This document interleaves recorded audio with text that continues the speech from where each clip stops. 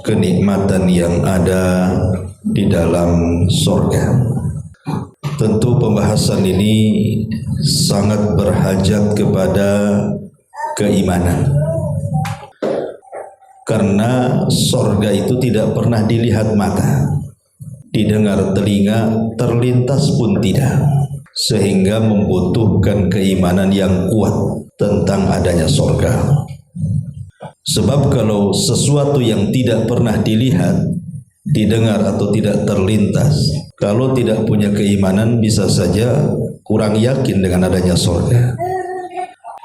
Makanya di dalam surah Al-Baqarah, di permulaan surat, ketika Allah Subhanahu wa taala menyebutkan tentang ciri-ciri orang yang bertakwa, maka yang pertama kali Allah katakan alladzina yu'minuna bil ghaib.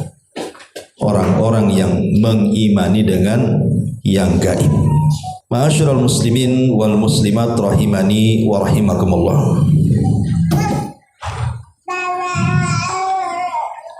Kita tahu bahwa seorang mukmin tidak mungkin kenyang untuk melakukan amal soleh sampai betul-betul kedua kakinya menginjak surga. Kalau hanya satu kaki masuk ke dalam surga, tapi kaki satunya belum masuk ke dalam surga, seorang mukmin belum puas. Itulah yang dirasakan oleh Abu Bakar Siddiq radhiyallahu anhu. Kata Abu Bakar, kalau kakiku baru satu masuk ke dalam surga dan yang lainnya belum, maka aku belum merasa aman. Kecuali dua-duanya betul-betul masuk ke dalam surga. Sebelum kita bentangkan tentang apa saja kenikmatan-kenikmatan surga itu, sedikit kita akan bicara tentang bagaimana salafun saleh, para salaf. Mereka sangat merindukan tentang surga.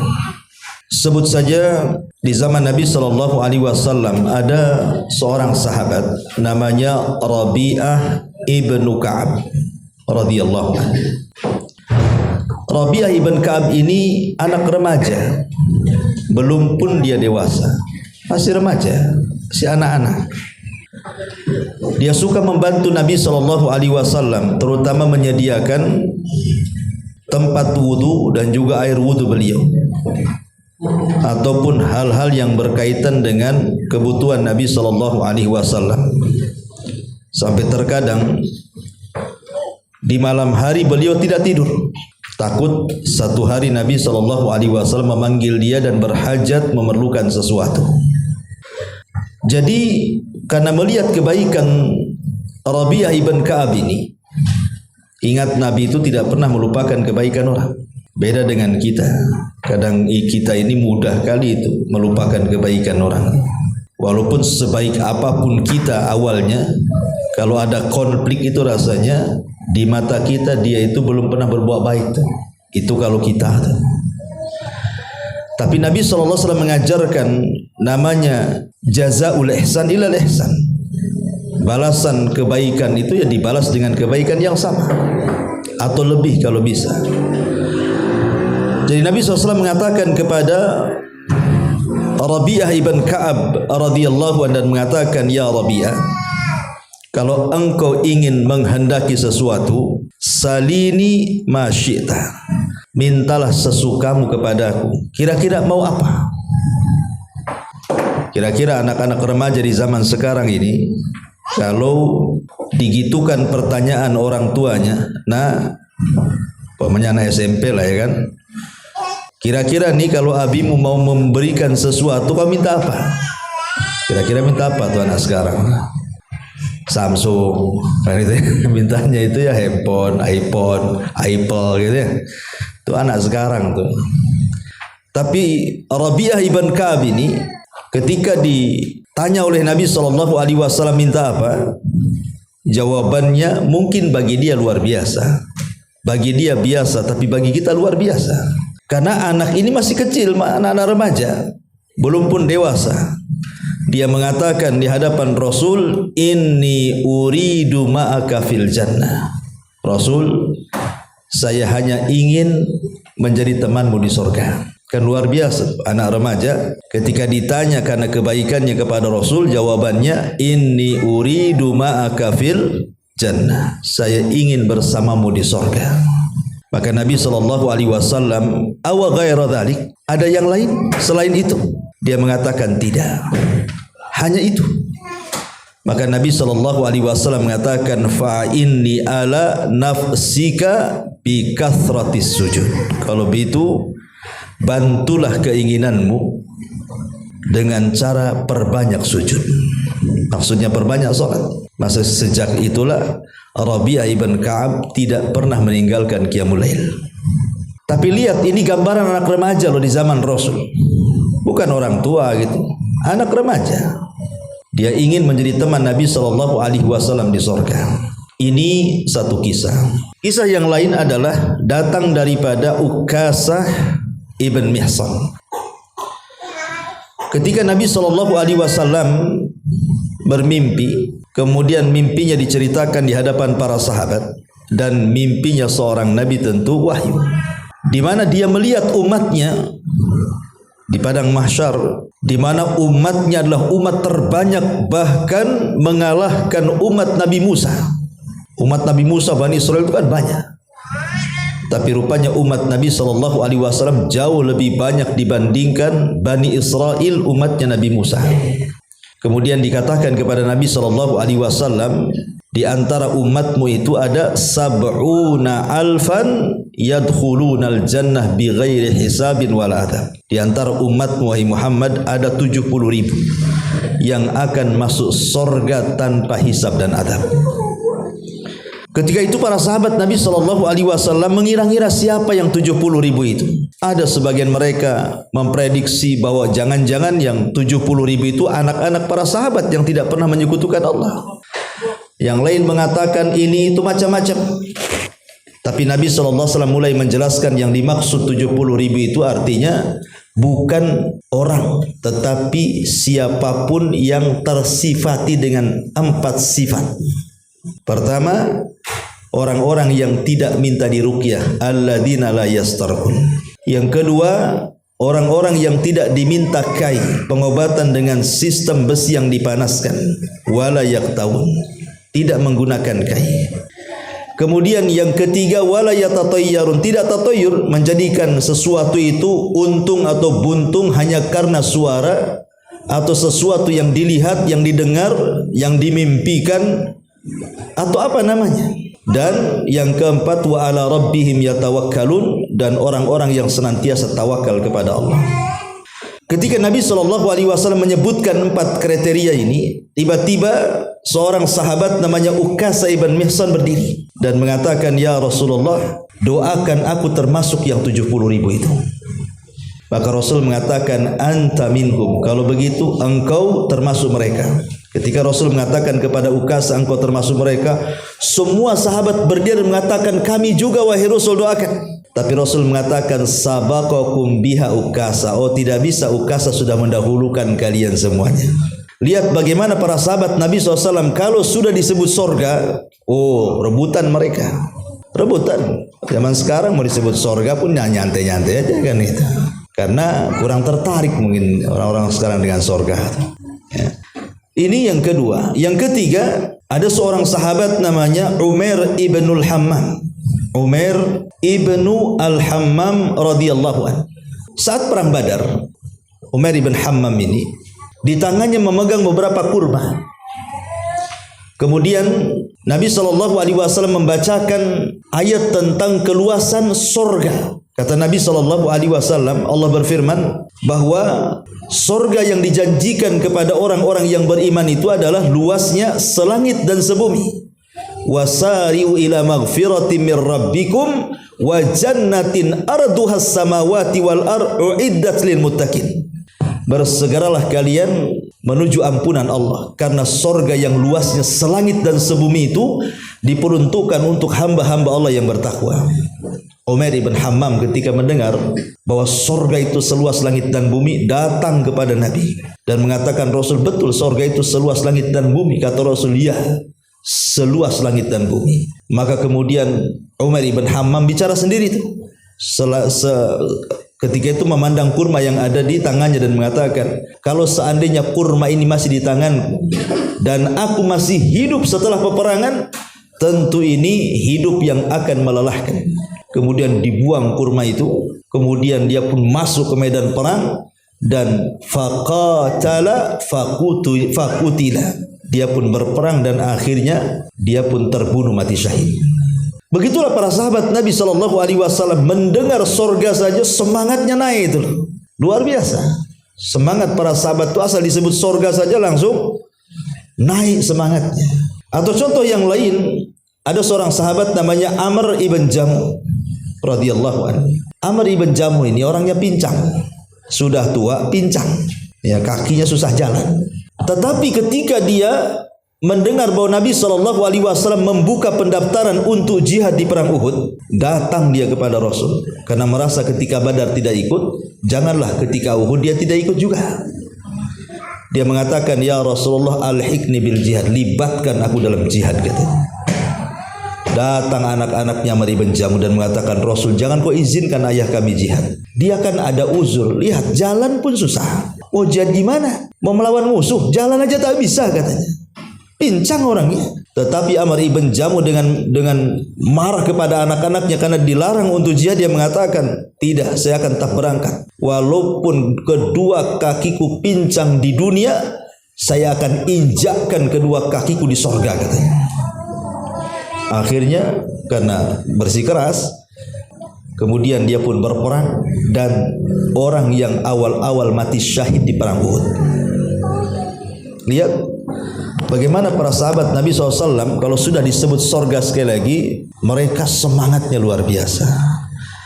Tapi zaman sekarang mana ada? Umpamanya saya contohkan kata Nabi SAW, barang siapa yang membaca Qul huwallahu ahad, Allahus samad, lam yalid walam yulad walam yakul lahu kufuwan ahad 10 kali dalam sehari, maka Allah akan bangunkan satu istana di sorga. Tertarik nggak tuh mendapatkan istana di sorga? Ah, mana ada. Ya, lisannya tertarik. Tapi mengamalkan Qul huwallahu 10 kali sehari emang diamalkan tuh. Alhamdulillah. Oke lah ibu-ibu, bapak-bapak. Enggak yakin ya bapak ini. Tapi dari sini bagaimana Nabi SAW ya memberikan amalan mudah tetapi pahalanya besar kan? Baca Qul huwallahu 10 kali kan enggak lama tuh. Bukan Qul huwallahu begitu. Ya diselesaikan lah Qul huwallahu ahad, Allahus samad, lam yalid walam yulad walam yakul lahu kufuwan ahad. 1 kan itu. Nanti lagi 1. Sehari 3, pagi 3, siang 3, sore 3, malam 1. Nah, kan 10 dia kan. Ah, itu kan mudah tuh. Tapi berapa banyak orang yang berat melakukannya, padahal itu amalan ringan. Bagaimana kalau harus jihad? Yang ringan saja kadang-kadang malas untuk diamalkan karena kesibukan kita dengan dunia melalaikan kehidupan akhirat. Tapi salafun as-salih memberikan semangat kepada kita apabila disebut sorga maka mereka akan bergerak semuanya. Lah harusnya kita seperti itu. Kenapa mereka seperti itu? Karena mereka paham bahwa tujuan mereka hidup itu memang untuk masuk sorga, bukan untuk yang lainnya. Termasuk tujuan hidup kita kan ingin masuk sorga. Untuk apa emangnya? Ya, kalau kecuali ingin masuk sorga, karena usia kita terbatas di dunia. Umur dunia itu sesuai dengan umur kita. Kalau kita meninggal di usia 50 tahun, ya dunia 50 tahun lah bagi kita, itulah dunia. Ya. Ma'asyiral muslimin wal muslimat rahimani wa rahimakumullah. Baik, kita akan masuk kepada kenikmatan sorga. Sorga itu menurut definisi para ulama adalah darun a'addallahu lil muttaqin waliman asa minal muwahhidin. Satu tempat yang diperuntukkan Allah Subhanahu wa taala untuk orang-orang yang bertakwa dan diperuntukkan Allah untuk orang-orang yang ahli maksiat tetapi dari kalangan ahli tauhid. Kenapa ada definisi Sorga juga diperuntukkan selain orang yang bertakwa adalah untuk orang-orang ahli maksiat dari kalangan ahli tauhid. Ini definisi yang terakhir, ini bantahan kepada orang-orang Khawarij. Karena orang-orang Khawarij mereka mengatakan kalau orang sudah masuk neraka tidak akan keluar. Orang kalau sudah dimasukkan ke neraka itu mustahil dikeluarkan dari neraka. Tapi ahli sunnah wal jamaah meyakini kebalikannya. Tidak semua orang yang masuk ke neraka itu dikekalkan di dalamnya. Hanya orang-orang yang kufur atau mati di atas kekafiran atau mati di atas kesyirikan, ya dikekalkan di dalamnya. Tapi orang yang kemudian mati di atas dosa besar, maka ada kesempatan tahta masyiatillah, di bawah kehendak Allah subhanahu wa ta'ala. Kalau Allah mau, Allah ampuni. Kalau Allah tidak mau, ya Allah azab dulu, tetapi tetap suatu hari akan dikeluarkan dari neraka dan dimasukkan ke dalam sorga. Itulah keyakinan ahli sunnah.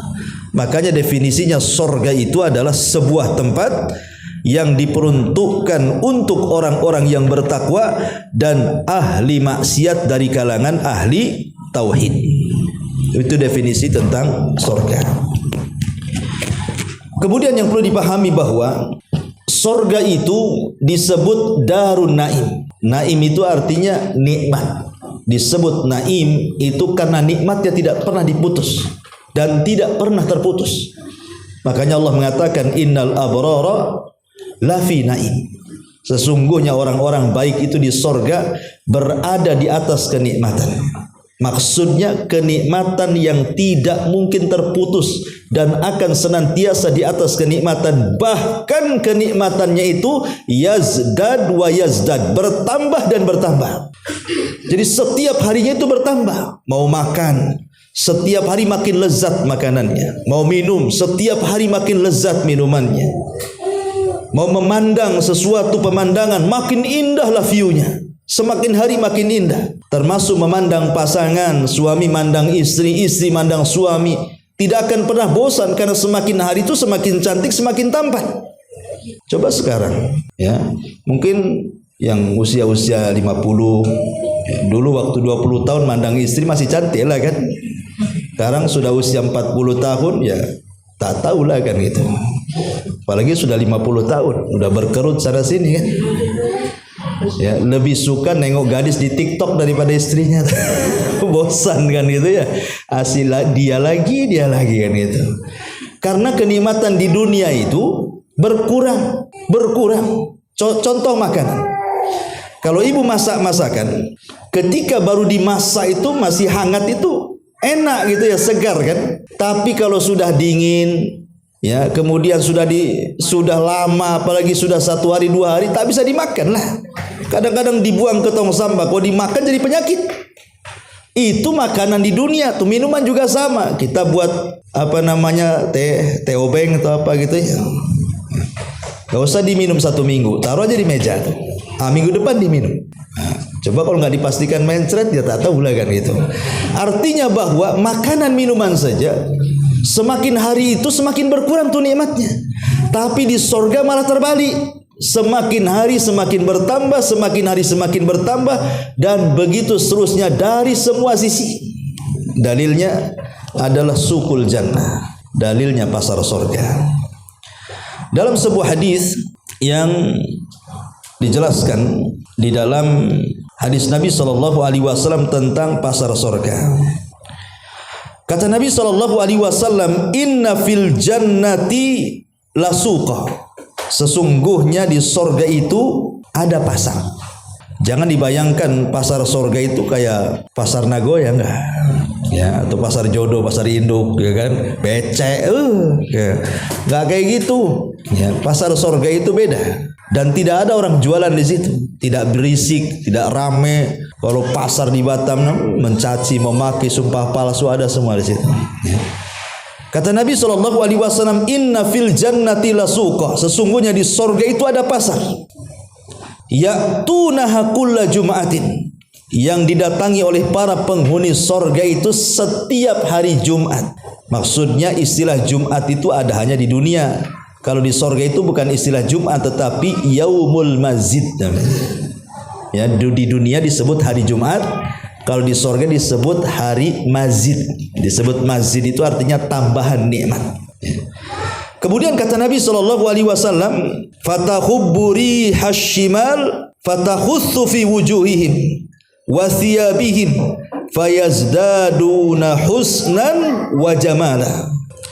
Kata Nabi SAW, tiba-tiba bertiuplah angin dari utara mengenai wajah dan pakaian penduduk sorga, hingga mereka semakin indah dan semakin tampan. Fayarji'una ila ahlihim, mereka pun kemudian pulang menemui pasangan-pasangan mereka. Wa qad izdadu husnan wa jamala, dan telah bertambah keindahan dan ketampanannya. Fayaqulu lahum ahluhum, ketika berjumpa dengan istrinya, dengan pasangannya, apa kata istrinya? Wallahi laqad izdaztum ba'dana husnan wa jamala. Sungguh aku lihat suamiku kok semakin indah dan semakin tampan. Maka para suami mengatakan kepada istrinya, wa antum wallah laqad izdaztum ba'dana husnan wa jamala. Kalian juga sama, makin cantik, makin indah, makin molek, makin membuat tertarik, dan begitu seterusnya. Jadi setiap hari Jumat itu ada perubahan pada diri fisik kita, baik yang laki-laki atau perempuan, ya. Dan itu cukup dengan apa? Dihempaskan angin dari utara yang membawa debu, kemudian angin itu menghempas badan dan pakaian kita, itu berubah semuanya tuh. Makin tampan setiap minggunya tuh, makin cantik, makin tampan, makin cantik. Begitulah kehidupan dunia. Makin lama di sorga makin indah, tapi di dunia ini kan tidak. Makin lama di dunia makin gak jelas, ya. Waktu 20 tahun ngaca itu udah kepedean tuh. Sekarang mau ngaca, kacanya mau dipentung sama dia. Itu gak pede lagi, ya. Udah 40, 50 udah susah itu, ngilangi kerutnya susah. Ya, kalau punya duit banyak itu kalau bisa disuntik sana suntik sini sampai miring tuh mukanya tuh. Ya, penuh dengan silikon. Itu di dunia memang seperti itu. Di dunia itu tidak ada yang kekal kenikmatan. Mau makanan, mau minuman, mau pakaian, mau fisik, mau kecantikan, mau ketampanan, tidak ada yang kekal di dunia ini. Semua pasti ada masa berhentinya. Tetapi lihat penduduk sorga itu hanya perlu ke pasar, kemudian pulang dari pasar nunggu angin, kemudian keterpa angin sudah berubah semuanya. Luar biasa. Masuk pasar, keluar pasar jadi ganteng. Nah, coba di sini, ya, cari pasar, masuk pasar aja istri, makin ganteng tuh makin mengkerut. Rata-rata bu, kalau suami diajak ke pasar itu tidak mau. Suami itu mau ngantar sampai parkiran saja biasanya, ya kan? Ah, masuk sendirilah sana kata. Gitu. Karena ibu-ibu biasanya keluar dari pasar yang ditulis tak dibeli, yang tidak ditulis pula banyak pula yang dibeli. Makanya stres. Laki-laki makanya jatah. Ah, ini yang dibeli ya, jangan lupa kan itu. Nah, dari sini menunjukkan bahwa hadis tentang sukul jannah ini adalah hadis yang sangat kuat tentang bahwa kenikmatan di sorga itu kenikmatan yang senantiasa bertambah. Ini satu poin tentang masalah sorga. Taib ma'asyiral muslimin wal muslimat rahimani wa rahimakumullah. Kita bicara tentang tingkatan. Sorga itu bukan satu, tapi bertingkat-tingkat. Di dalam Al-Quran surah Al-Imran ayat 163 Allah katakan, hum darajatun indallahi wallahu basirum bima ta'malun. Kedudukan mereka di sorga itu bertingkat-tingkat di sisi Allah, dan Allah maha melihat apa yang mereka kerjakan. Di dalam hadis Nabi SAW, Allah subhanahu wa ta'ala akan memanggil penduduk sorga. Kemudian Allah subhanahu wa ta'ala akan katakan kepada penduduk sorga itu, Iqra wartaq, bacalah Al-Quran dan naiklah kau ke atas. Warattil kama kunta turattil fid dunya, tapi tartilkan bacaan sebagaimana engkau mentartilkan bacaanmu di dunia. Fa inna manzilataka inda akhiri ayatin taqrauha, karena kedudukanmu di sorga itu, tingkatanmu di sorga itu sesuai dengan akhir yang kau baca dari ayat Al-Quran di dunia. Syekhul Islam Ibn Taimiyah rahimahullahu ta'ala mengatakan, ketika memberikan catatan kepada hadis ini, beliau beristinbat bahwa sorga itu memiliki banyak tingkatan, dan tingkatan di sorga itu sejumlah ayat dalam Al-Quran. Berapa jumlah ayat dalam Al-Quran? 6.600 kurang lebih, atau 6.500 kurang lebih tingkatan, sesuai dengan jumlah ayat masalahnya. Tapi ada sebagian ulama mengatakan bukan sesuai jumlah ayat, tetapi sesuai dengan jumlah huruf. Bayangkan, kalau sesuai dengan jumlah huruf, berapa tingkatan tuh? Huruf di Quran aja berapa ribu tuh. Sementara dari satu tingkatan ke tingkatan berikutnya itu antara langit dan bumi sejauh 500 tahun perjalanan tuh. Menunjukkan bahwa surga itu luas dan banyak tingkatannya. Dan salah satu yang menentukan tingkatan di surga adalah qiraatul Quran. Orang yang gemar dan suka membaca Quran. Karena dalam hadis ini Allah akan memanggil para penghafal Quran, orang-orang yang hobi membaca Quran. Kemudian Allah katakan, baca Quran, menunjukkan bahwa Quran itu dibaca sampai ke surga tuh. Bukan hanya di dunia saja kita baca Quran, ke surga pun kita baca Quran. Karena Allah mengatakan, bacalah Al-Quran, naik. Maksudnya naik itu terbanglah kau, cari tingkatanmu. Ketika naik itu sambil baca Quran, tartilkan bacaanmu sebagaimana kau tartilkan di dunia.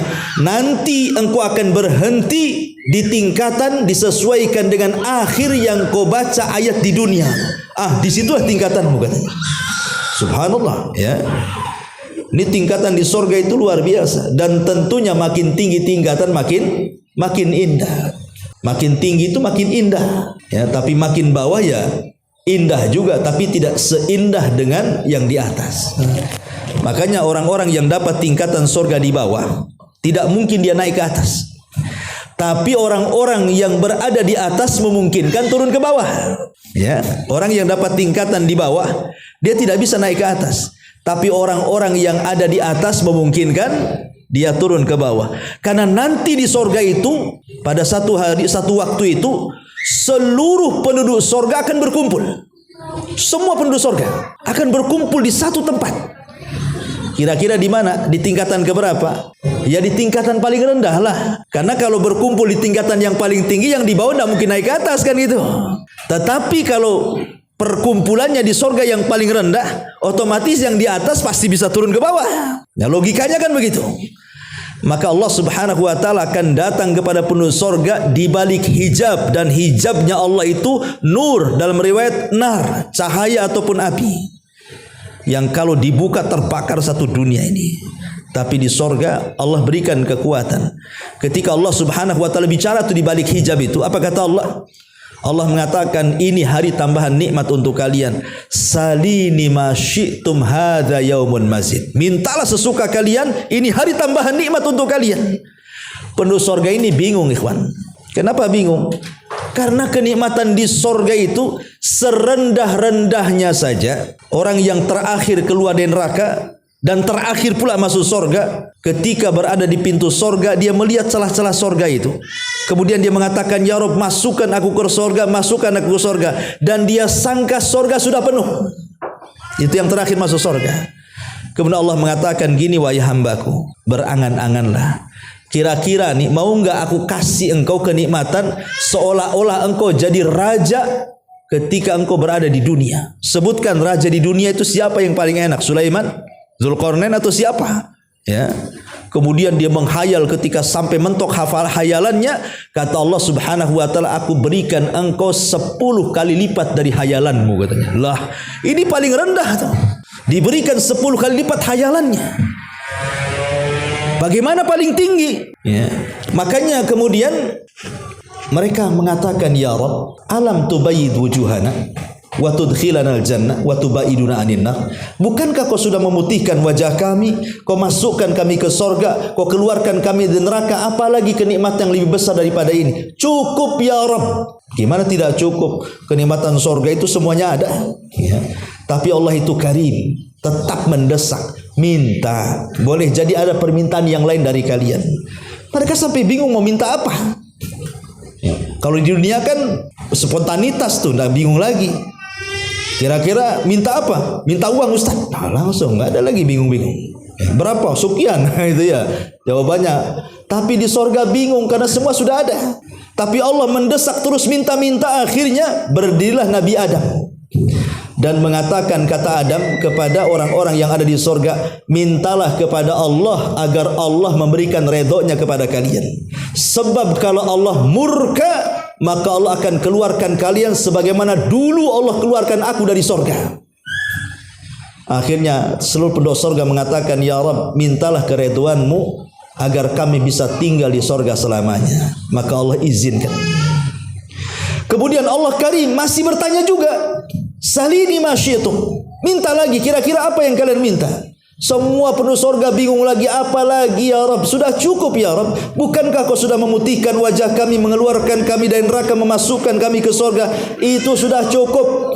Kata Allah, salini ma syi'tum, tetap minta. Didesak minta lagi apa kira-kira? Ketika itulah Nabi Musa berdiri. Kata Nabi Musa kepada penduduk sorga, mintalah kepada Allah agar kalian bisa melihat wajah Allah. Karena di dunia, kata Nabi Musa, aku pernah meminta, tapi Allah katakan, lantarani, engkau tidak bisa melihatku. Akhirnya seluruh penduduk sorga mereka bangkit dan mengatakan, ya Rabb, perlihatkan wajahmu.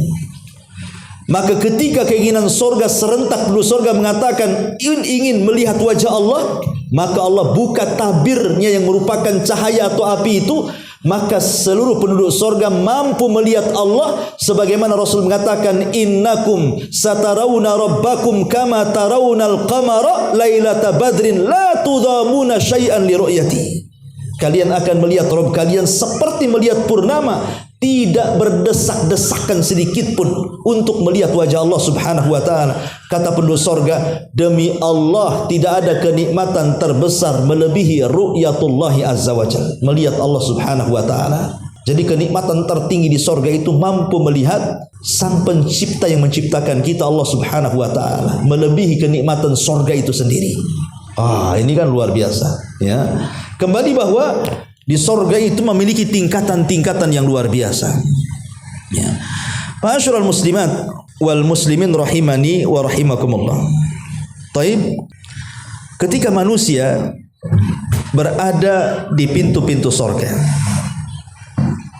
dan pintu sorga itu jumlahnya berapa?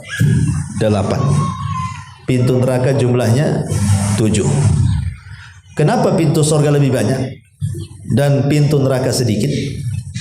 Untuk menunjukkan bahwa kasih sayang Allah lebih luas dibandingkan murkanya, bahwa ampunan Allah Subhanahu wa taala lebih luas dibandingkan kemarahannya. Makanya pintu surga dilebihkan 1, pintu neraka 7, pintu surga 8, ya. Dan pintu surga itu disesuaikan dengan masing-masing kebiasaan aktivitas ibadah ketika di dunia. Kalau ketika di dunia dia rajin sholat, maka dia akan masuk dari pintu sholat. Kalau dia rajin puasa, maka akan masuk dari pintu Rayyan. Kalau dia ahli sedekah, maka akan masuk dari pintu sedekah. Kalau dia ahli jihad, maka akan masuk dari pintu jihad. Dan begitu seterusnya. Karena manusia itu kan di dunia ini kan ada yang dilebihkan ibadahnya dan tidak dilebihkan dari ibadah yang lainnya kan. Ada orang kalau sholat malam itu Masya Allah mudah dia bangun, mudah dia tahajud. Giliran puasa tak bisa laparan orangnya. Ada orang mudah puasa, mau puasa Daud oke, puasa Senin Kamis juga oke, mau puasa, pokoknya semua puasa bisa dia dan tidak merasa lapar. Kayaknya orang puasa sama dengan tidak puasa. Ada orang yang seperti itu, mudah puasa sunnah, tapi giliran sedekah pelit pula lah dia. Ya. Kan ada orang yang seperti itu. Kalau suruh puasa oke, sedekah tak bisa dia. Tapi ada juga ahli sedekah dia. Masya Allah, kalau sudah suruh sedekah, semua tempat disedekahi dia. Mau masjid, mau panti asuhan, mau pembangunan, macam-macam lah. Pokoknya disedekahi. Giliran sholat malam tak bisa. Ya, ngantukan orangnya. Ya. Jadi kan di dunia itu kan macam-macam tuh. Ada orang yang dilebihkan di sini, tidak pula dilebihkan di sana. Makanya kenapa pintu sorga sesuai dengan kelebihannya. Ya, kalau kelebihannya di solat, masuk dari pintu solat. Kelebihannya di jihad, masuk dari pintu jihad. Dan begitu seterusnya. Ya. Masalahnya ketika mereka sudah berada di pintu sorga, tidak ada satu pintu sorga yang terbuka. Berusaha dibuka pun tidak bisa. Karena malaikat tidak mengizinkan untuk membukanya. Semua para nabi tidak bisa membukanya kecuali Nabi kita Muhammad sallallahu alaihi wasallam. Mulailah dia mendekat pintu sorga, kemudian dia mengetuk pintu sorga, Assalamualaikum. Maka kemudian malaikat Ridwan mengucapkan, menjawab salam, Waalaikumsalam, man, siapa engkau? Maka Rasul mengatakan, Ana Muhammad. Tawadhu Rasul, tidak menyebut titelnya, tidak mengatakan saya Nabi, saya Rasul, saya Ulul Azmi, tidak, saya Muhammad. Dan ini harusnya jadi pelajaran kepada kita. Ya, dalam bentuk tawadhu itu ketika orang tidak menonjolkan titelnya, kedudukan dan pangkatnya. Kenalkan, saya Komjen. Namanya nggak disebut, Komjennya disebut. Ya. Kenalkan saya RT. Baru RT aja disebutkan gitu ya. Namanya nggak mau. Lah, saya RW. Itu paling rendah. Nggak usah disebut jabatan. Sebut siapa namanya. Langsung saya Pak Anu. Selesai.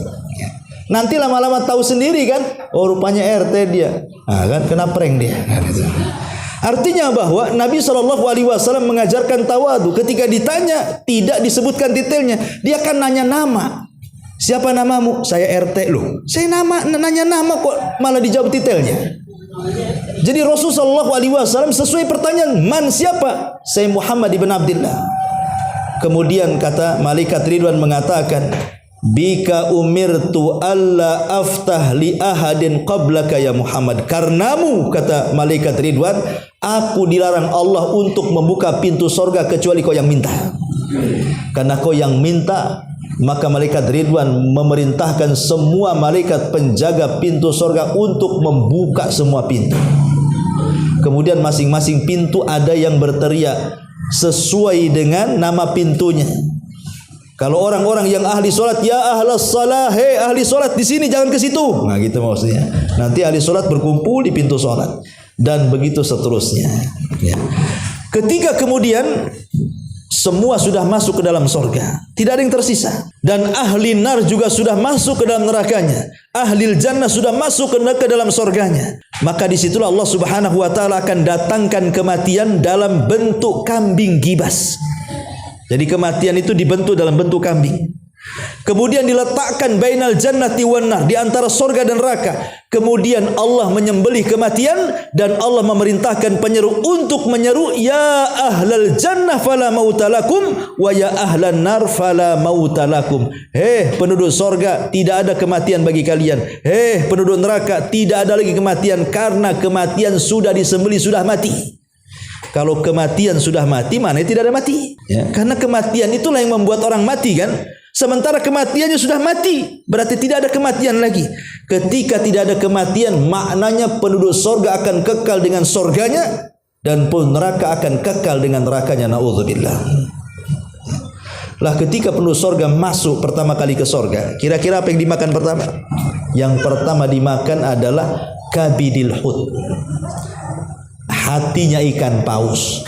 Ya, itulah makanan pertama penduduk sorga. Makan hati ikan paus. Apakah paus yang ada di bumi? Enggak, beda. Bukan paus yang ada di bumi. Ya, ikan paus. Ya, ikan paus sorga kan beda dengan ikan paus yang ada di bumi. Karena kata Abdullah ibn Abbas radhiyallahu anhuma, kemiripan sorga dengan dunia itu hanya sebatas nama, bukan sampai ke hakikatnya, tidak. Di sorga ada pisang, di bumi ada pisang, tapi rasa pisangnya beda. Di sorga ada kurma, di bumi ada kurma, tapi rasa kurmanya beda. Termasuk juga hati ikan paus. Di sorga ada hati ikan paus, di dunia ada hati ikan paus, tapi beda rasanya. Tapi ada sebagian para ulama mencari-cari hikmah, kenapa lah kan penduduk sorga kok yang pertama dikasih kok hati ikan paus? Kenapa tidak lalapan atau ayam penyet, ya. Gitu ya, atau rawon, ya ikan paus pula kan dikasih. Kenapa, apa alasannya? Ada sebagian ulama mencari-cari hikmah, kenapa hati ikan paus kok yang dikasih? Sebenarnya hikmah itu kita ketahui atau tidak, tetap kita harus yakin kalau itu dari Nabi, ya kita yakini kan begitu. Tapi okelah, ada orang-orang yang mencari hikmah dari kalangan para ulama. Kata mereka, kenapa mesti hati ikan paus yang pertama dimakan? Karena penduduk sorga itu yang masuk ke dalam sorga, mereka sudah melakukan perjalanan panjang yang melelahkan.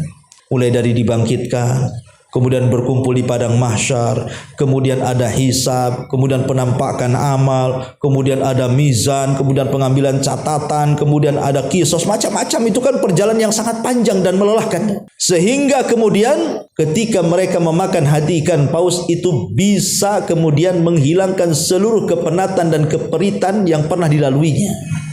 Ya, jadi hati ikan paus itu juga bisa menghilangkan semua kepenatan. Boleh jadi itu kan diantara hikmah yang dicari ulama kan. Adapun walaupun kita tidak tahu hikmahnya, yang jelas samina wa ata'na sajalah. Orang Rasul yang mengatakan seperti itu. Ya, tapi kalau dikiaskan dengan dunia, hati ikan paus di dunia kan memang sangat bermanfaat kan gitu. Saya pernah baca artikel itu memang bisa menyembuhkan macam-macam penyakit tuh hati ikan paus itu. Masalahnya jaring ikan pausnya itu yang masalah itu. Mancingnya itu gimana caranya itu? Mau ngambil hatinya itu. Ya. Jadi ma'asyiral muslimin yang dimuliakan Allah Azza wa Jalla. Jadi ketika mereka memakan hati ikan paus disodorkan minuman. Minuman yang pertama apa? Wedang jahe. Ini yang pertama. Zanzabil. Ya. Itulah yang pertama diminum penduduk sorga, zanzabila. Itu bahasa kitanya wedang jahe. Tapi bukan wedang jahe di SSS ini enggak. Ya, beda wedang jahe yang di sorga kan. Itu hanya sekedar namanya sama tapi rasanya beda. Rasanya tidak pernah dicicipi manusia. Dilihat tidak, terdengar tidak, terpikirkan pun tidak, saking lezatnya wedang jahe itu. Ya. Kemudian setelah dia makan, dia minum, dia sudah langsung mereka pulang ke istananya dan mereka mengenali istana mereka melebihi daripada rumah mereka di dunia. Saya kira nggak ada orang nyasar ke rumahnya di dunia kan.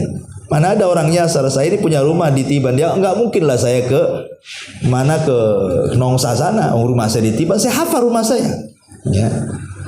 Dan penduduk sorga itu anehnya, nggak perlu ada guide. Tidak perlu tanya malaikat mana istana saya, tidak. Dia sudah hafal istananya di mana, melebihi rumahnya di dunia. Dia sudah tahu harus kemana. Itulah luar biasanya. Ya. Ketika kemudian dia melihat rumahnya, masya Allah di situ sudah berbagai macam keindahan dan kenikmatan yang Allah Subhanahu Wa Taala sodorkan kepada kita. Makanya kenikmatan penduduk sorga itu berbagai macam. Kalau boleh saya singkat. Pertama, Allah Subhanahu wa taala berikan kepada kita nikmat badan. Badan kita dimanjakan betul-betul di sorga itu. Mulai dari makanan yang lezat, minumannya yang enak, kasurnya yang empuk, istananya yang megah. Pokoknya nikmat badan luar biasa. Ya. Apapun yang kita makan, apapun yang kita minum itu luar biasa. Sampai-sampai Allah Subhanahu wa taala mengatakan, "Wa fiha ma tashtahil anfus wa taladzul a'yun wa antum fiha khalidun." Dan di dalam sorga itu terdapat segala apa yang diinginkan oleh hati dari semua pandangan mata yang indah dan kamu akan kekal di dalamnya. Di bumi ini kadang-kadang kita ingin makan sesuatu. Ya kayak orang ketagihan atau kayak orang ngidam kan itu, pengen lah apa ya, kayaknya pengen karedok umpamanya kan ya, cari-cari lah di marketplace, kok ke marketplace pula ya, apa di COD itu kan, nampaklah gambar karedok tuh, langsung dipesan, pas dimakan tidak sesuai selera, wah aneh karedoknya kok jadi pecel katanya umpamanya kan. Kadang-kadang itu sudah benar barangnya tapi rasanya pula lari. Itu di dunia kan, pengen sesuatu ketika dimakan gak sesuatu itu beda pula dengan yang kita inginkan. Kok aneh rasanya ini. Ini bukan karedok, ini rawon ini. Umpamanya kan. Jadi sesuatu yang diinginkan di dunia ini terkadang tidak sebagaimana yang dikehendaki. Tapi kalau di surga itu menginginkan sesuatu, ya memang itu yang datang keinginannya. Makanya Allah mengatakan wa fiha ma tashtahil anfus. Dan di dalamnya surga itu terdapat segala apa yang diinginkan dihadirkan di hadapannya. Wah, terkadang kita menginginkan sesuatu sulit pula lah, ternyata tidak ada barangnya, tidak ada minumannya, tidak ada makanannya, macam-macam di dunia ini. Tidak semua keinginan terkabulkan, tapi di surga semua keinginan dikabulkan. Itulah hebatnya surga. Ya, jadi nikmat badannya tercukupi. Kemudian yang kedua, nikmat hati, dan ini sebesar-besar nikmat. Allah katakan dalam Al-Quran, wa naza'na ma fi sudurihim min ghillin ikhwana. Kami cabut perasaan penduduk sorga itu, semua penyakit-penyakit hati, dari dengki, dari hasad, dari marah, dari dendam, tidak ada. Seolah-olah mereka satu hati. Seperti apa? Seperti hati burung, kata Rasul. Kaqalbi tairin. Jadi penduduk sorga itu cuma satu hati, seperti hati burung. Kenapa Rasul mengistilahkan dengan hati burung? Kata Imam Nawawi rahimahullahu ta'ala, hati burung itu ada 3 perkara. Pertama, lembut. Ya, hati burung itu lembut. Burung itu lembut. Ya, maka penduduk sorga itu hatinya selembut burung, selembut hati burung. Kemudian yang kedua, burung itu makhluk yang paling tawakal. Makanya Rasul kalau mencontohkan tentang tawakal, mesti yang dicontohkan burung. Apa kata Rasul? Lau antum tatawakkaluna 'ala Allah haqqa tawakkulih la ruziktum kama yurzaqut thair. Kalau kalian betul-betul tawakal, maka kalian akan diberikan rizki seperti burung yang aku berikan rizki. Keluar dari sarangnya lapar, kembali sudah kenyang dan bisa memberi makan anak-anaknya. Ya. Ini yang kedua, hati burung itu hati yang paling tawakal.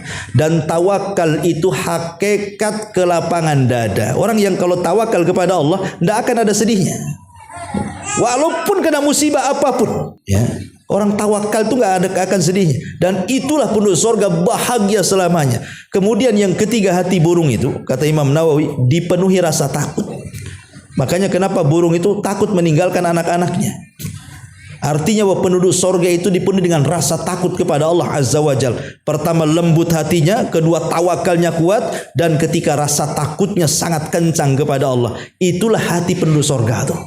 3 perkara ini. Ya. Tapi hati kita ini tidak seperti hati penduduk sorga. Terkadang jangankan lagi diomongin, nggak diomongin saja, kawan diam itu sudah suudon kita. Kok diam ya dia sama saya? Kenapa? Apa salah saya? Nah, udah suudon tuh kita tuh. Padahal mungkin dia ada masalah, ya kan? Kemudian dia tidak menyapa kita, akhirnya kita suudon. Apalagi kalau dia sampai menghina kita, makin marahlah kita. Ya. Tapi di sorga tidak ada, hatinya betul-betul terjaga. Di dunia ini tidak bisa orang menjaga hati, karena hati di dunia ini pasti suatu ketika akan disakiti. Gak mungkin hati di dunia itu tidak akan tersakiti. Pasti satu hari akan disakiti. Sehebat apapun orang mengobati hati itu, pasti akan luka kembali. Begitulah hati. Makanya kenapa kalau orang sakit hati itu penuh dengan dosa, tapi kalau orang sakit badan itu bisa penuh dengan pahala. Pamannya saya sakit badan, entah badan kena penyakit apa, kemudian saya sabar dan mengharap pahala, maka dengan kesabaran penyakit badan yang ada pada badan itu berdampak pahala yang banyak. Tapi kalau yang sakitnya bukan sakit badan tapi hati yang sakit, justru banyak dosa. Karena sakit hati ini berdampak buruk, hasad, dendam, ya kan, dengki, itu kan penyakit hati itu. Ini membawa dosa semua tuh. Ya, makanya kenapa para ulama mengatakan dengan kata istilah yang bisa memperbaiki hati itu hanya Allah. Tapi memperbaiki badan itu bisa kita perbaiki sendiri. Ya contohnya orang-orang yang pamannya dulu kulitnya hitam, kemudian dioperasi jadi putih, kan bisa. Atau sebaliknya, yang jadi putih dihitamkan bisa, kasih oli aja kan begitu. Ya. Atau mungkin yang dulunya mulutnya sumbing atau giginya jongos ke depan, bawa ke dokter dioperasi, jadi cantik dia. Ya dikasih kawat bangunan itu. Ya. Banyak di giginya tuh. Kawat besi itu. Subhanallah kan. Jadi kalau mermak-mermak badan itu semua orang bisa kan. Tapi siapa yang bisa memermak hati? Nggak bisa. Ya. Badan ini bisa kita bersihkan. Lantai kita bisa bersihkan. Kita cari beli Baiklin saja, sebentar kita pel itu bersih. Nah mungkin hati dibersihkan dengan Baiklin, minum Baiklin supaya bersih hatinya, matilah kan itu. Jadi tapi orang sorga itu karena memang itu pusat daripada kenikmatan, memang nikmat sekali. Dibuat satu hati penduduk sorga itu. Satu penduduk sorga dibuat satu hati, seperti hati burung. Maka ini sorga itu tidak pernah ada orang sakit hati. Yang sakit hati itu di dunia. Kalau orang masih sakit hati berarti di dunia. Kalau sudah masuk sorga nggak akan ada sakit hati. Ya, ini yang kedua. Yang ketiga pikiran. Di sorga itu pikiran kita plong, ya. Tapi di dunia itu subhanallah, mikir sedikit saja stres. Ada masalah dengan pasangan stres kan gitu ya. Stres, sampai ada lagunya stres gitu ya. Ya naudzubillah gitu ya. Jadi di dunia ini pikiran kita ini mudah stres, tapi di sorga nggak ada. Di sorga itu plong pikiran itu, nggak kepikiran hutang di sorga tuh. Karena nggak ada orang hutangi di sana. Di sorga mana ada penduduknya punya hutang? Nggak ada debt collector. Debt collector udah masuk neraka masalahnya. Jadi nggak bisa masuk sorga. Tenang, orang masuk sorga nggak mungkin debt collector masuk sorga kan itu. Artinya bahwa pikiran penduduk sorga itu memang plong luar biasa. Lah ini kan penduduk neraka stres. Ya mau makannya nggak bisa. Ya. Intinya bahwa ini kenikmatan yang ketiga, pikiran Allah berikan kenikmatan.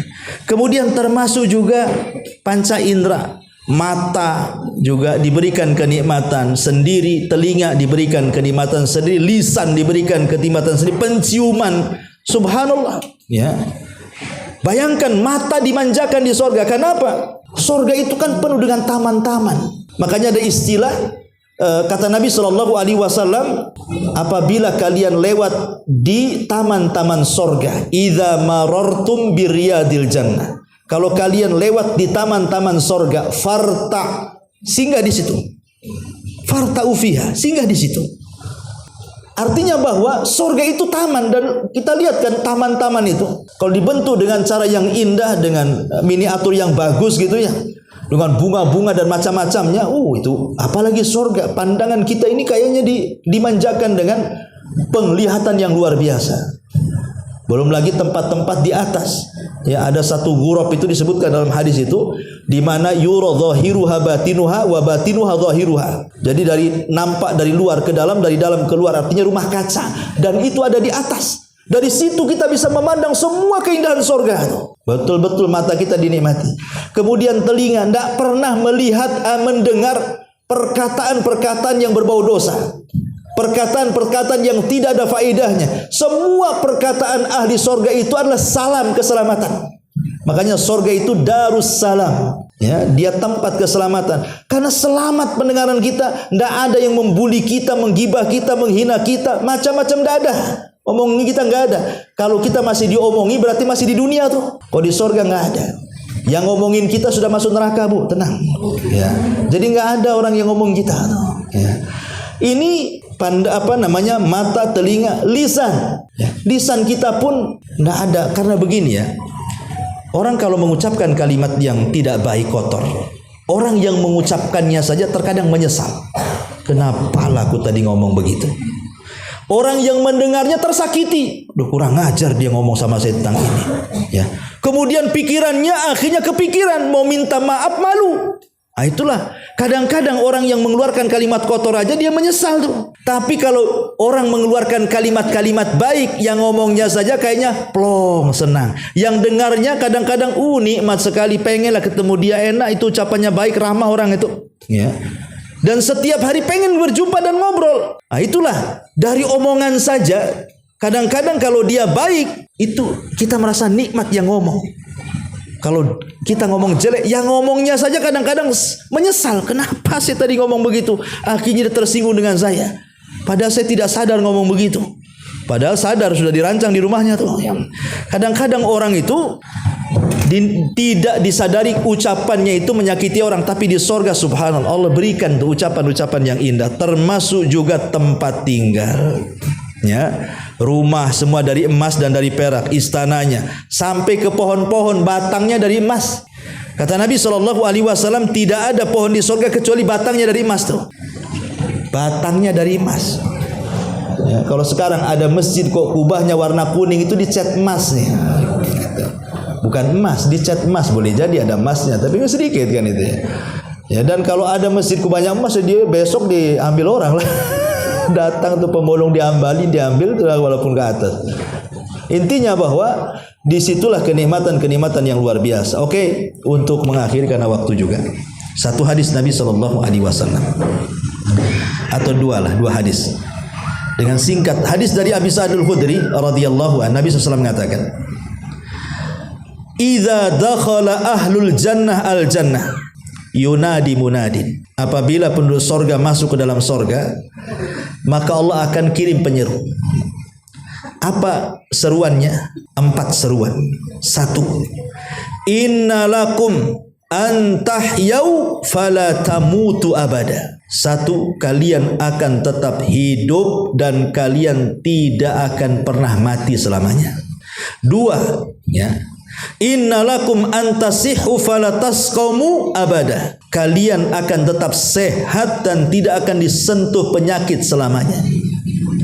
3, fa innalakum antashibbu fala tahramu abada. Kalian akan senantiasa dimudahkan dan tidak pernah akan dituakan selamanya. Dan yang terakhir, wa innalakum antan'amu fala tab'asu abada.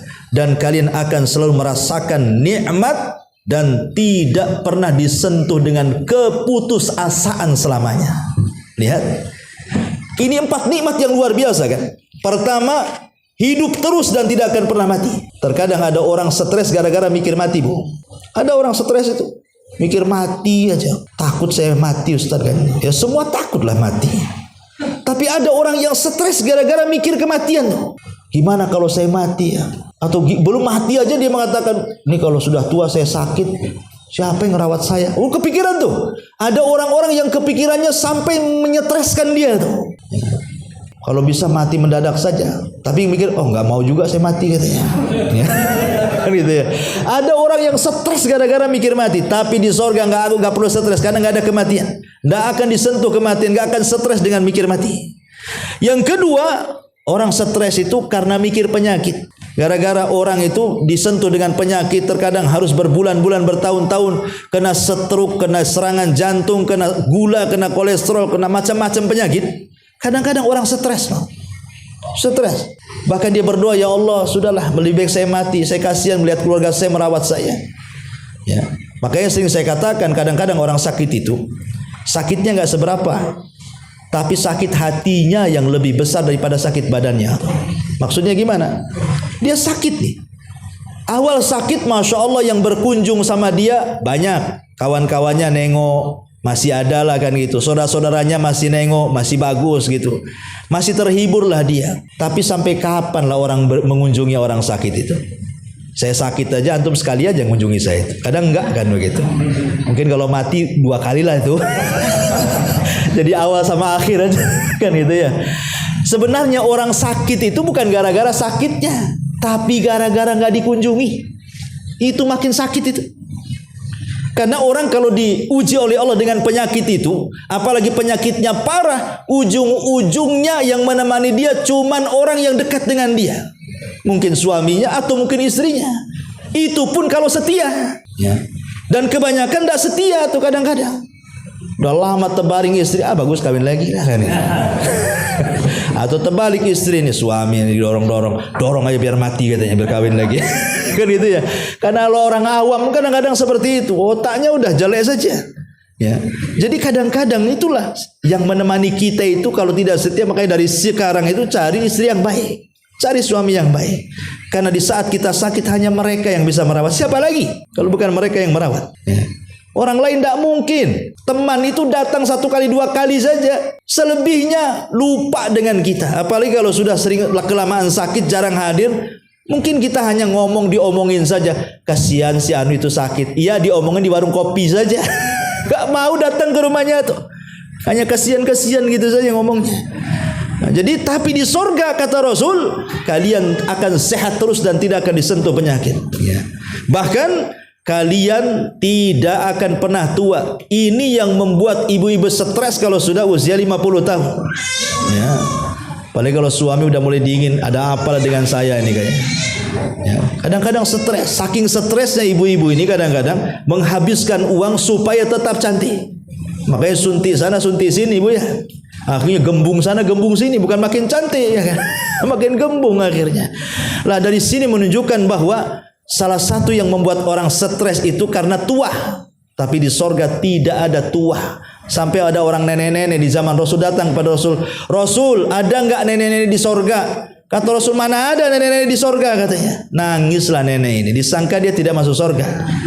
Akhirnya Rasul katakan, bilang sama nenek itu, bukan berarti nenek itu tak masuk sorga. Tidak ada nenek-nenek di sorga, itu maksudnya.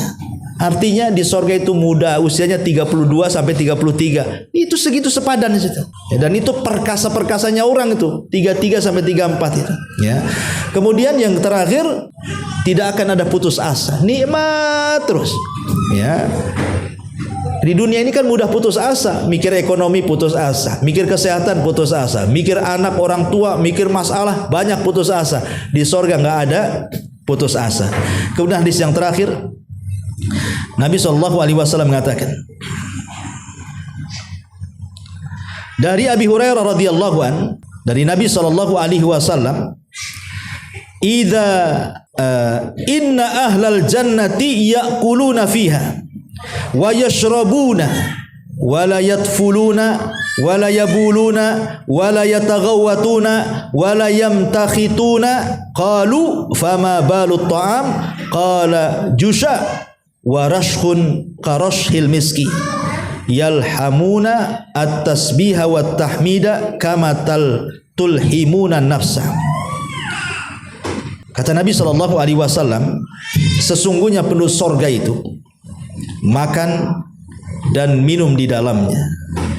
Mereka tidak meludah, 1. Mereka tidak kencing, 2. Mereka tidak buang air besar, 3. Mereka tidak mengeluarkan dahak, 4. Dan para sahabat bertanya, lalu orang makan minum tidak buang hajat itu kemana perginya? Makanya ada orang yang tanya, Ustaz, di sorga itu ada toilet Ustaz katanya. Ada toilet katanya. Ini jawabannya, yang nggak ada di sorga toilet, ngapain cari toilet di sorga? Kan gitu. Cari toiletnya di sini nih, banyak toilet di dunia. Kata Nabi SAW bersabda, buang hajatnya diganti dengan sendawa dan keringat sewangi misik. Ya, kata Rasul, buang hajatnya itu sendawa. Ya, dan juga dikeluarkan dengan cara berkeringat. Keringatnya bau misik. Subhanallah ya. Mereka diilhamkan bertasbih dan bertahmid sebagaimana kalian bernafas. Ya. Jadi makan terus, minum terus, tapi tidak pernah buang hajat. Coba bayangkan di dunia ya, makan, minum, tidak buang hajat, apa nggak jadi penyakit tuh? Jadi kembung kan? Ada orang berak keras itu sampai stres tuh. Oh, nggak keluar-keluar sampai akhirnya diobati ke dokter juga tuh. Itu di dunia, makan terus, minum terus bahaya kalau nggak buang hajat. Tapi di sorga subhanallah, buang hajatnya sudah keringat, keringatnya pula bau misik. Kalau buang hajat kita kan baunya sesuai yang kita makan, Bu ya. Jengkol lain lagi baunya, petai lain lagi ya, sesuai dengan yang kita makan lah intinya. Tapi kalau di dunia, di sorga itu luar biasa, semua misik. Ya. Artinya tidak ada toilet, ya itulah keringatnya. Dan keringatnya aja wanginya luar biasa. Ya, kemudian sendawa itu saja. Ya, kadang-kadang kita ini kalau umpamanya lagi kumpul bersama orang, tiba-tiba ada orang buang dahak kecerot gitu kan, karena jijik kita, kadang-kadang mau muntah kita dibuatnya. Tapi di sorga nggak ada orang buang dahak sembarangan itu. Keluar dahak pun tidak, meludah pun tidak, apalagi keluar dahak meludah aja tidak, kencing tidak, berak tidak. Itulah luar biasa menurut sorga itu. Tetapi dari semua uraian ini sebenarnya bagian kecil daripada keindahan sorga. Yang ingin saya nasihatkan, bahwa masuk ke dalam sorga itu sebenarnya bagi perempuan itu lebih mudah dibandingkan bagi laki-laki, asal terpenuhi 4 kriteria saja. Kata Nabi SAW, idza shallatil mar'atu khamsaha. Kalau wanita itu dia menjaga sholat 5 waktu, terutama kalau sudah tahu kebiasaan haidnya mau datang tuh. Kan tahulah di akhir-akhir bulan mesti tahulah mama ini kan kapan mau haid. Maka kalau dia sudah tahu bahwa ini bulan-bulan atau tanggal-tanggal mau haid, dia jaga sholat 5 waktunya. Takutnya waktu-waktunya sudah mendekati haid, dia mengulur-ulurkan waktu sholat, haid pula. Itu sengaja dia meninggalkan sholat, jadinya kan berdosa. Ya, maka Rasul mengatakan jaga sholat 5 waktu. wa shamat syahraha, dan dia menjaga puasa Ramadannya. Setiap wanita pasti punya hutang setiap Ramadan itu. Tidak mungkin tidak punya hutang. Baik safar ataupun mukim pasti punya hutang karena keluar darah haid. Masalahnya itulah kadang-kadang hutang sama orang jarang dibayar, hutang sama Allah juga dilambat-lambati, nunggulah tahun depan. Sampai bulan Sya'ban baru ingat, oh iya Ramadan kemarin belum dibayar katanya. Ya kan? Itu di awal Sya'ban kadang-kadang nggak cepat dibayar. Udah dekat-dekat Ramadan berikutnya baru sibuk mau dibayar. Seminggu lagi mau Ramadan itu, baru dibayar. Tahu-tahu pas dibayar keluar lagi haid. Nah, utanglah 2 tahun dia. Ya. Makanya kenapa jangan meremehkan qada Ramadan. Jaga puasa Ramadan. Kemudian yang ketiga kata Nabi SAW, wa shamat syahraha wa ata'at ba'laha. Kemudian taat kepada suaminya. Rasul pernah masuk ke dalam neraka. Ternyata penghuninya banyak perempuan. Ketika ditanya Rasul, apakah dia tidak sholat? Oh, rajin sholat. Apakah dia tidak puasa? Rajin puasa. Apa nggak baca Quran? Oh, paling rajin dia baca Quran. Nggak zikir, itu lisannya zikir terus. Lah kenapa masuk neraka? Kemudian Rasul mengatakan karena dia kufur dengan suaminya. Maksud kufur dengan suami itu apa? Kalau suaminya berlaku kebaikan 1 tahun, kemudian dia melakukan 1 kesalahan, maka dia akan mengatakan engkau tidak pernah berbuat baik kepada aku katanya. Dengan bahasa lain, abang ini nggak pernah ngasih perhatian katanya. Gimana nggak ngasih perhatian? Rumah dikasih, ya gaji bulanan ada. Sementara suami pontang-panting nggak ada perhatian, dikasih rumah, dikasih makan, dikasih rizki nafkah, itu perhatian apa lagi? Itu selain perhatian itu apa lagi? Maunya ucapan, milih mana? Ucapan saya sayang tapi nggak dikasih duit, atau dikasih duit tak pernah ngucap sayang? Milih mana, Bu? Kan ada suami yang sulit tuh, ngomong mesra kan sulit, tapi uangnya keluar terus. Ya. Tapi ada orang yang gombalnya itu 100%. Ya, gombal mukio itu istilahnya apa? Kan itu. Tapi kalau disuruh minta duit, meditnya itu setengah mati, setengah dewa. Nggak mau keluar duitnya itu kan. Tinggal milih kan. Mau dua-duanya ya nggak bisa. Ini kan pilihan. Ya harus milih lah kan itu. Jadi sayang atau tidak sayang pasangan itu bukan dari lisan, Bu, tapi lihat dari tanggung jawab. Ya, kalau dia sudah ngasih nafkah lahirnya, ngasih nafkah batinnya, ngasih nafkah pendidikannya, apalagi? Ya, hidup itu kan untuk itu. Karena lisan itu kan terkadang beda dengan perbuatan kayak orang munafik itu. Orang munafik itu mereka mengatakan amanna billah, kami beriman kepada Allah Subhanahu wa taala, tapi perbuatannya wa ma hum bimu'minin, mereka tidak beriman. Jadi perbuatannya menyelisih lisannya. Itulah orang munafik. Tapi orang yang beriman tidak mungkin menyelisih ucapan dengan perbuatannya. Makanya Nabi SAW kemudian menasihati kepada para wanita kalau ingin masuk surga, taati suaminya. Kemudian jaga kehormatannya. Kalau suami lagi pergi kan di rumah ada barang-barang suami, ada anak-anak dari suaminya, jaga hartanya, jaga anaknya, jaga kehormatannya. Jangan suami lagi safar kemana, ketemu kawannya, untunglah kau punya suami, suamiku loh, ini kan kurang ajar istri kayak gini. Suaminya nggak ada dijelek-jelekan suaminya kan. Harusnya nggak apa-apa, pamannya suaminya tidak sebaik yang ibu rasakan, tapi bilang sama orang, Masya Allah, tidak ada suami yang paling baik kecuali suamiku. Padahal paling jelek itu suaminya. Ya. Nggak masalah, Bu, kayak gitu.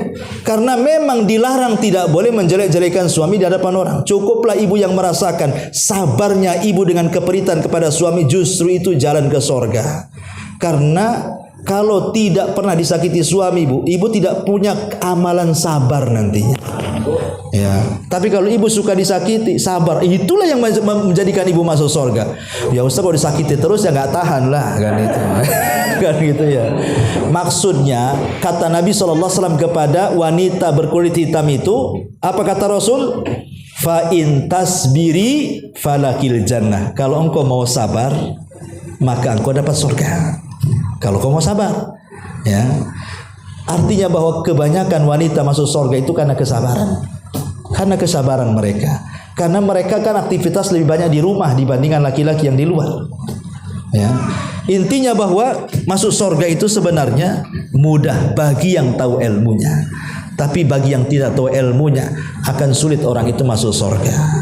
Karena ada istilah orang Arab mengatakan tarjun najata walam tasliku masalikaha, innas safinata la tajri alal yabasi. Engkau ingin mengharap masuk surga tapi tidak tahu cara jalan keluarnya. Jalannya kemana dia tidak paham. Mana mungkin kapal laut berjalan di padang pasir. Artinya ya harus berjalan di laut. Itu bagi orang yang tahu ilmunya. Maka teruslah belajar karena dengan ilmu itulah seseorang bisa memudahkan masuk surga. Saya tutup dengan hadis Nabi SAW, man salaka tariqan yaltamisu fihi ilma sahalallahu bihi tariqan ilal jannah. Barang siapa yang meniti sebuah jalan dalam rangka mencari ilmu agama, maka Allah mudahkan jalannya menuju surga.